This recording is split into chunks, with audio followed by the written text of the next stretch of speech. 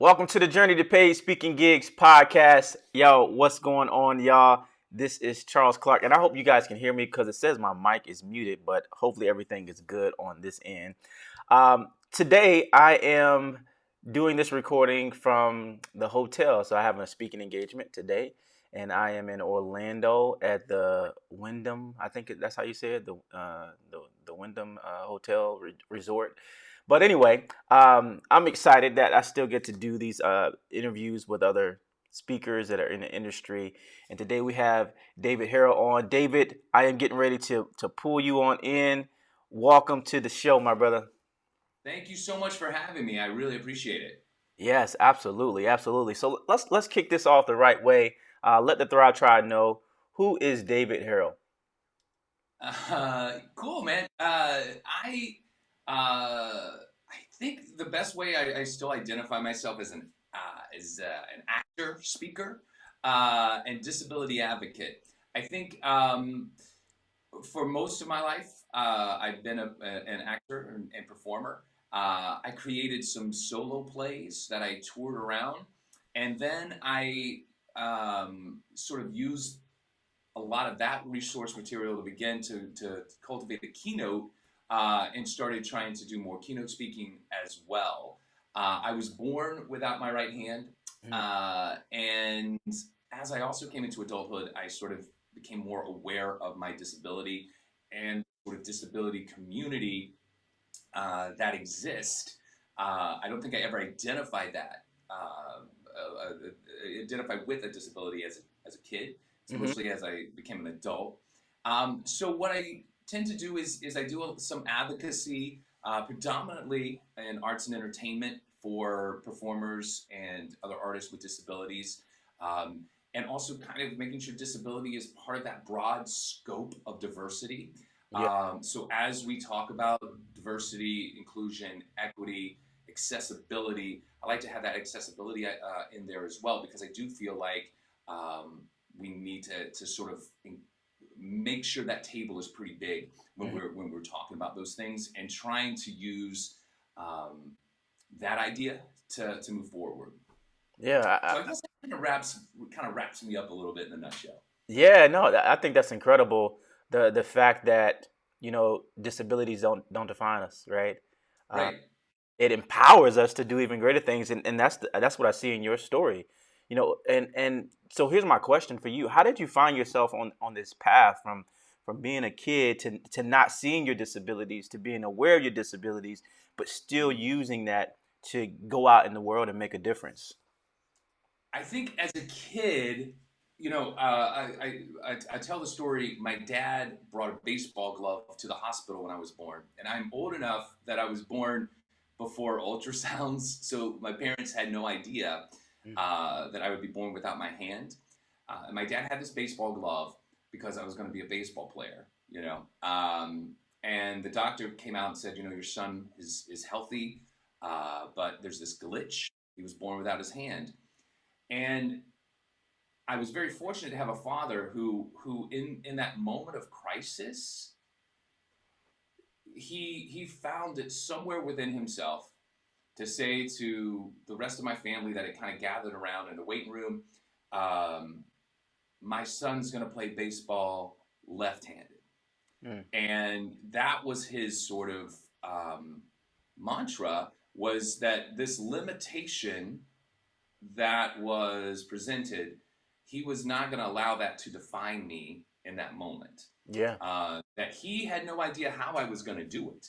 He wasn't sure if that really was going to happen, but he was not going to allow a limitation to define who I was. Wow. And so that was, I think, just I was very fortunate to have that sort of paradigm, and I'm not sure where it came from in my father too. I think he was a veteran. He served in Vietnam. He had a lot of a sense of survival, a sense of adapting, and also a courageousness where he was an entrepreneur and he started his own business. So I think there was a paradigm of his that a limitation and challenge doesn't necessarily have to define you, that you can move forward. Yeah. And so I was very lucky to have that with my dad, and also my mother also really fought for me to be included in schools growing up. There was really only one instance where a preschool said that I was too frightening to other kids because I wore a prosthetic hook, and that they didn't want me to be there. But for the most part, I was included in my community. Mm. But I going back, to the baseball thing. Yeah. My parents sort of started to push soccer and some other sports because they're like, you don't even have to use your hands.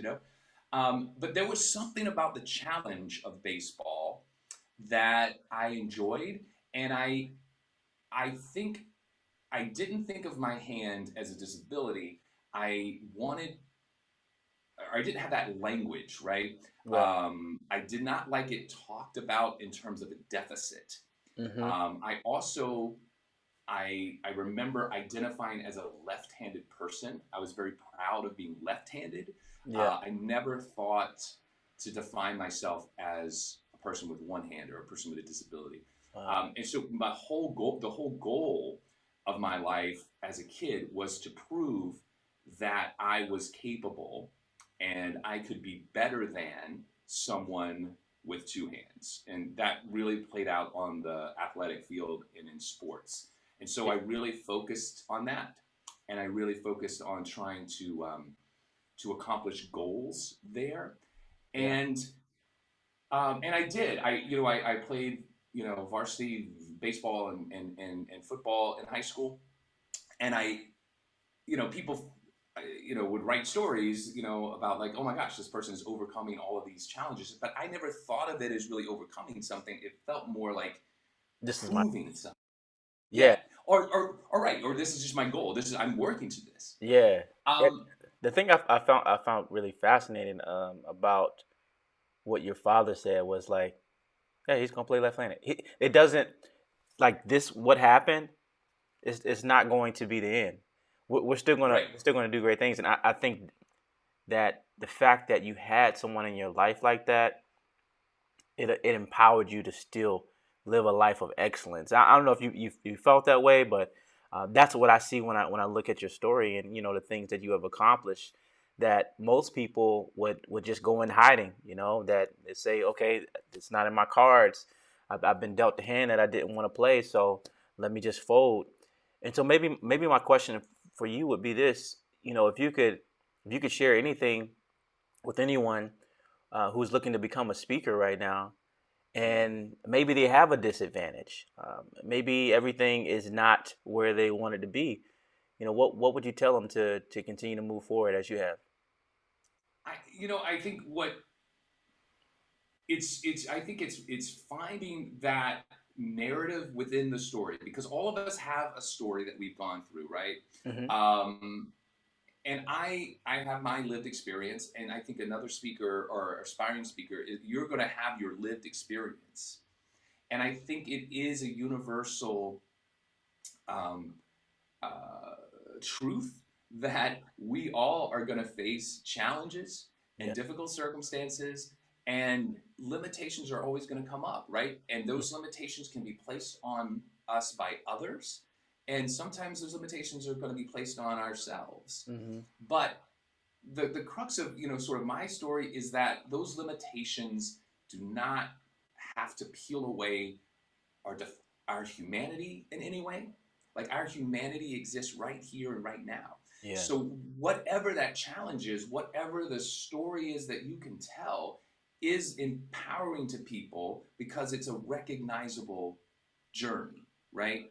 Yeah. And so the key for, I think, emerging speakers is to say, this experience I have gone through, um, this is my journey of redemption and empowerment, right? This is the way that I have continued to move forward, Yeah. because I think that's the key for, as a reminder for all of us living right here and right now together. Hmm. Um, I think it's an important thing for us to always find different stories that we are able to connect to, and also I think because because whatever that experience is, you may see someone with a disability or someone born with one hand and say, "Oh my God, I don't know how I would have tied my shoes. I don't know how I would have, Yeah.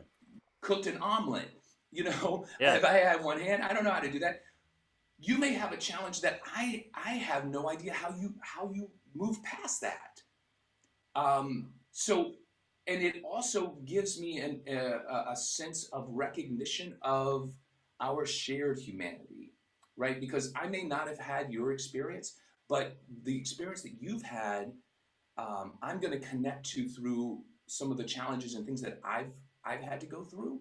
And so, not only is it going to be empowering to me, it's also going to let me know a little bit more and have a little bit more sense of awareness of of what others may go through, and recognize that we we are more connected than sometimes we allow ourselves to think we are, Yeah. and as human beings. And I Hmm. think that that's important. That's sort of, I think, a charge for those of us who have these stories, and have the imagination and the will and the drive to share. Yeah. That's sort of, I think, part of why it's so important, because it's we've been communicating and teaching ourselves as human beings for a very long time. Whether, even before language, we taught each other by drawing pictures, and we taught each other of experiences that we had. Yeah. And then, and now that's still something I think that we need as human beings, is to continue to hear the stories, of our journeys. Yeah. And not be afraid to tell that. I think, Right. like, the biggest thing that I've been learning is that by us sharing our experiences, it just lets the world know, let the people in your community know that they're not alone. Right. And if I can get through this, you can get through it too, whatever it is that you're going through. And Hmm. so, yeah, I'm very encouraged by what you said, and hopefully the tribe, they find great value in that. There might be something that you're not that great at, but there's something that you overcame, and that experience that's worth sharing, that other people can connect with. The biggest thing that I hear event planners say, the reason why they hired me is because it's real, is relevant, and I'm able to connect with the audience. So there's something that you have, your story. It's not someone else's story. It's your story that allows people to identify with you. I wanted to ask you this next question, Dave. Your message of your message of spreading awareness about disability, inclusiveness, and bullying, and learning through play. What can you tell me about this particular niche within the industry, and how have you been able to use this to grow your business? I think we talked a little offline about, I'm still in a learning process Hmm. with a lot of what I'm doing. I think where I find, or have found, the most success, is in education. Education, whether that be schools, universities, or education associations, Yeah. as well as disability um, organizations, associations, etc. And some of that is has worked well for me, in terms of, over the past several years, having worked pretty consistently. Also, in some capacity, there's been some diversity awareness or disability awareness, within corporations, that I've been able to sort of find a niche to speak to. Yeah. Um, but I still feel like that's something I'm learning, and I think this is a part to the tribe here, Yeah. that we're always kind of learning. How do we continue to tweak our message? How do we continue to find ways of structuring the message that we have to fit more into um, certain industries? And I think that, for me, um, because of the pandemic, I certainly, like most everyone, sort of adapted and created a virtual platform. Yeah. Um, Something that And didn't exist before, right? right, right, and but the just the sheer volume of work, is not what it was. Mhm. And so what was sort of my kind of pretty consistent um, sort of niche has kind of changed a little bit. So I think right now there's a lot of thought that I'm giving in terms of how do I how do I restructure kind of what I say so I can really pinpoint some points of instead of it being more performative, or which is sort of where, because of my acting Mhm. background, where it kind of comes from. How can it be more about unleashing potential Mm. um, for your employees, Yeah, yeah. and how that affects your bottom line, and how sometimes our perceptions of others can sometimes limit potential. Mhm. And so it's beginning to recognize where someone's unique voice, someone's unique experience can kind of help the greater good of an organization Yeah. or business. I So I think you're onto something right there with that yeah. part, because from if we kind of look at the timeline of the speaking industry, Hmm. it was, I think, really in the '90s, like the Les Brown era. It was, he was the model of putting together a perfect message, that it being flawless. And Hmm. kind of fast forwarding now, what people want more of is authenticity and relatability versus something that's scripted, you know. Hmm. And so I kind of teeter, between the lines of being scripted but also having the ability to transcend and connect with the audience. I do think there's a level of preparation needed in Hmm. order to bring great value to an organization, or transcend from like that space of memorization to, or head knowledge to heart knowledge, and Hmm. that's where we can really create some synergy in the room, versus having something that's, all right, this is exactly what I'm gonna do every single time, and I'm not going to pivot from that. I mean, that doesn't allow people to connect with you. So I love what you said right there, when it comes to that. Just I think really being in the room, and just learning how to connect with them to create transformation. Right. And I think that's certainly, I think that's a skill that is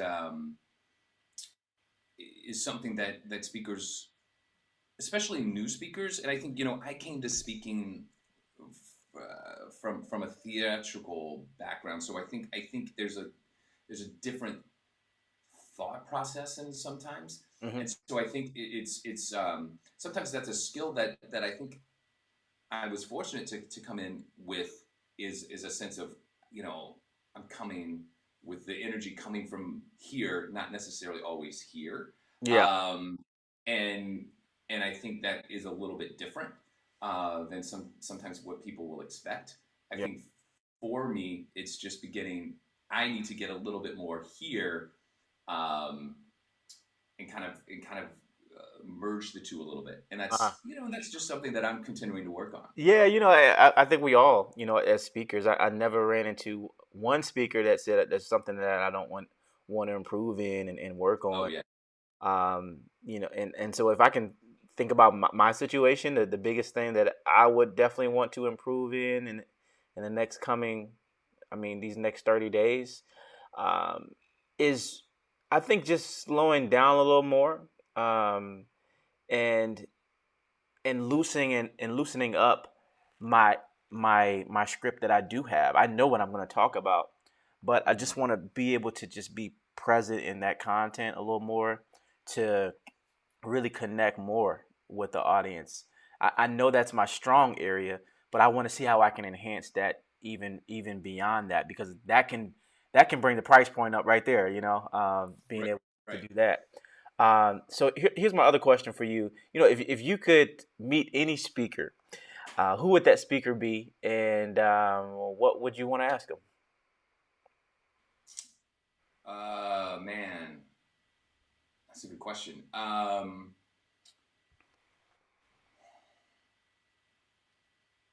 feel like I'm a big fan of um,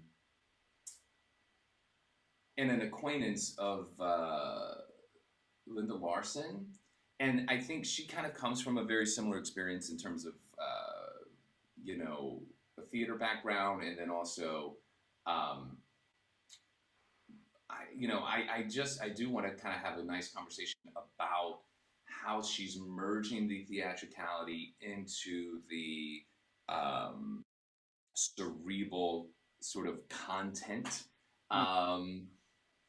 um, in terms of business speak. I feel like I see that a little bit, but sometimes that's sort of that sort of magic connection that I feel like sometimes I'm missing a little bit. Mm. Um, so right now, off the top of my head, that's kind of who I would want to just more have like a cup of coffee or dinner or something and just really kind of rack brains about. Yeah, yeah, yeah. That's awesome. I always like to know, what who would that speaker Yeah, be for somebody, and yeah. what question would they ask them? I don't know if I could ask anybody a question, who would that be? Um, I would want to learn from a female perspective as well.